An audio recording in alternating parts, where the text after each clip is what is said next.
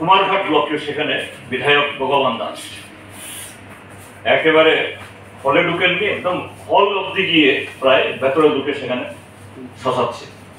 কাজে বাধ্য হয়ে যখন প্রশাসনের তরফ থেকে আমাদের এই এজেন্টদেরকে তাদের সুরক্ষা দেওয়ার কোনো ব্যবস্থা নেই, এই অবস্থায় কেউ রাত 12টায়, কেউ রাত 1টায়, কেউ রাত 3টায়, কেউ রাত ভোর 4টা 5টা এভাবে বের করে দিয়ে এরপরে গিয়ে ভোর রাত্রে গিয়ে যে অন্যান্য রাজনৈতিক দলের এজেন্টদের অনুপস্থিতিতে তারা এই কি বলে ম্যানিপুলেশন করে, উলট পালট করে, কোথাও কোথাও এই হলের ভিতরেই ব্যালটে ভোট, অনেকগুলা ভোট সেখানে পাল্টা ছাপটাপ দিয়ে, অর্থাৎ যাতে কেস হলে ধরা না পড়ে, এইভাবে এই কদমতলা, কালাছড়া, যুবরাজনগর, কুমারঘাট এবং এদিকে চণ্ডীপুর, এইসব জায়গায় বিরোধীরা যে সমস্ত পঞ্চায়েতে দিচ্ছিল, এইসব পঞ্চায়েতে এরা দখল নিয়ে গেছে। তারপর সবচেয়ে জঘন্যতম ঘটনা গতকাল, সেটা হলো সিপাহীজলা জেলার কাঠালিয়া ব্লকে প্রথম ঘটনা শুরু হয় বেজিমারা গ্রাম পঞ্চায়েত। এটা সিপিআইএম এবং কংগ্রেস দল মিলিজুলি করে দাঁড়িয়েছিল, সবকটা আসন জিতে বিজেপি একটাও পায় না, কিন্তু ফল ঘোষণা করতে দেয় না, স্থগিত। কোনো কোনো ক্ষেত্রেতে আবার রিকাউন্টিং করিয়েছে, কিন্তু রিকাউন্টিং করানোর পরে একই ফল।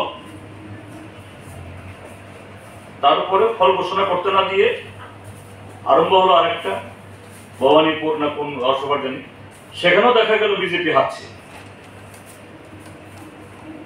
এরপরেই পুরো এই গণনা কেন্দ্রের চেহারা বদলে যায়, যে না আর গণনা যাবে না।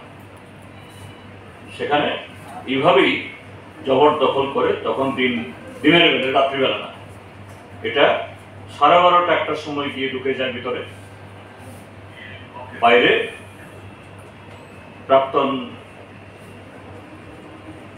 কেন্দ্রীয় উপমন্ত্রী প্রতিমা ভৌমিক, সেখানকার ছাপ্পা বিধায়ক বিন্দু দেবনাথ, এদের নেতৃত্বে দল বল এরা বাইরের থেকে ইন্ধন জুগিয়ে সেখানে এই ব্যারিকেড ভেঙে হলে ঢুকে এবং মারধর করে আমাদের যারা এজেন্ট ছিলেন তার ভালো অংশকে বের করে দেয়, এবং বাইরে যারা আমাদের সমর্থক ছিলেন তাদের উপর এলোপাথারি আক্রমণ।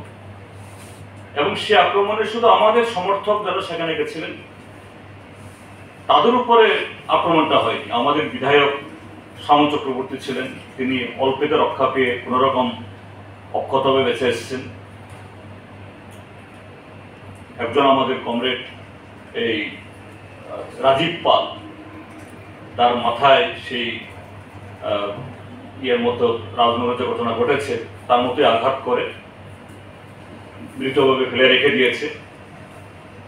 পুলিশ তাকে উদ্ধার করে প্রথম সেখানকার স্থানীয় হসপিটাল, তারপরে এই সোনাপুরানা মেলাঘর, রাত্রিবেলা এই জীবিত আনা হয়েছে, এখন মৃত্যুর সাথে পাঞ্জা করছে।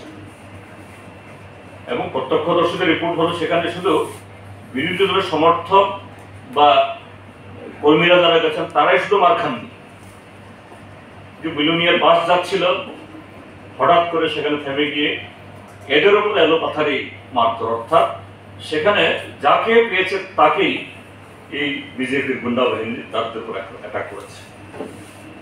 তো এই সমস্ত ঘটনাগুলি যখন ঘটছিল টাইম টু টাইম, সেই উত্তর ত্রিপুরাতে যখন এই ভোট গণনা সম্পন্ন হওয়ার পরও ঘোষণা করা হয় না,